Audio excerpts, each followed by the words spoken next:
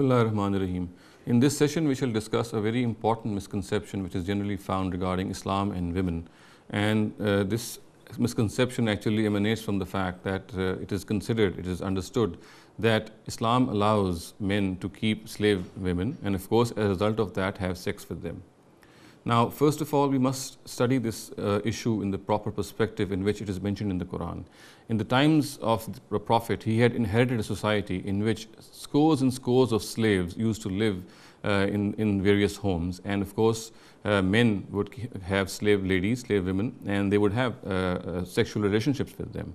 Now, Islam wanted to do away with this institution.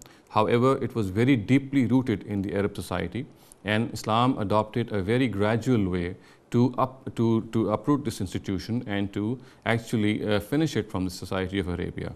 However, as I said, since this institution was very, very deeply rooted in the society, if an immediate directive had been given, then of course slave women and slave men would have been left at the mercy of the society, and of course slave ladies would have nothing to do except to turn to prostitution to earn for their living.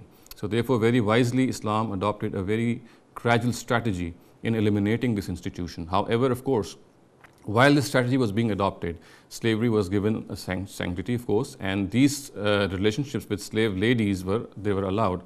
However, after a certain point of time, Muslims were ordered that they must, if their slaves asked them for mukatibat or for a contract through which they had to be released, then Muslims were bound that they should do so. And in this regard, I'd like to enumerate the whole campaign actually which the Quran undertook and which we find recorded in history also, in order to eradicate this inhuman institution of slavery. We know that first of all, in the very early Meccan surahs, the Quran had made a very profound appeal to Muslims by the words "Fakku rakaba," release the necks, which actually incites and it actually urges Muslims to liberate the slaves which they have. Secondly, Muslims were told that unless they do so, unless they liberate their slaves, they must feed them, they must clothe them in the same manner as they feed and clothe themselves, so that the standard of these slaves is raised. Thirdly, in many crimes, in many sins like zihar and unintentional murder, liberating a slave was actually part of the atonement of that sin. So this again gave very big impetus to the emancipation of slavery in Arabia. Now, fourthly, it was also told in the Quran, the Arab society of those times, they were told that slave men and slave women who were able to marry, they should be married off, so that socially and economically their status could be raised and they could live as people as married people in the society.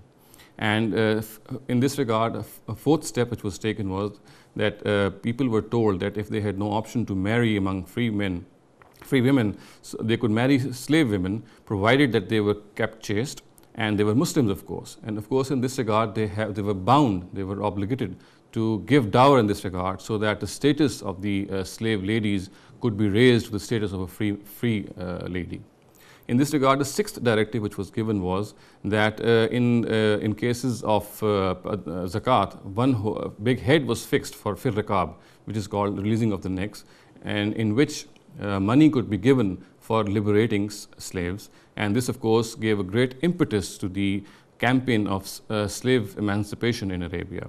The seventh directive which was given in this regard was that fornication or adultery was regarded as prohibited by Islam. We knew that in those times prostitution was rampant in the Arab society, and the basic ingredients of these prostitution centers were slave ladies. So by prohibiting fornication and adultery, Islam actually closed the doors of slave women being used for this purpose. The eighth directive which was given in this regard was that people were told that they should not call slave ladies and slave men by the name which was generally used for them, which was abd and ama. And in their place, normal words which were fata and fatat, boy or girl or man or woman, they were urged to adopt these words so that the whole atmosphere about these slaves should change. The ninth directive which was given in this regard was that in cases of prisoners of war, it was ordained, it was directed that people must always release these prisoners of war. And we know that a great source of slavery were these prisoners of war. So the Muslims were told in Surah Muhammad that they must either release these slaves for ransom or without ransom, but they must not keep them in their custody. This, of course, closed the doors of slavery to a great extent. And the 10th and final directive, which actually was the final nail in the coffin, was that Muslims were told that they must release their slaves if the slaves could offer some monetary guarantee for the fact that they would become earning individuals of the society, and also could perform some errand so that they could prove that they would not burden the society with themselves. And this, in technical terms, is actually called mukatabat. And this directive of mukatabat actually was the final nail in the coffin, as I said, to give a great boost to the emancipation of slaves in Arabia.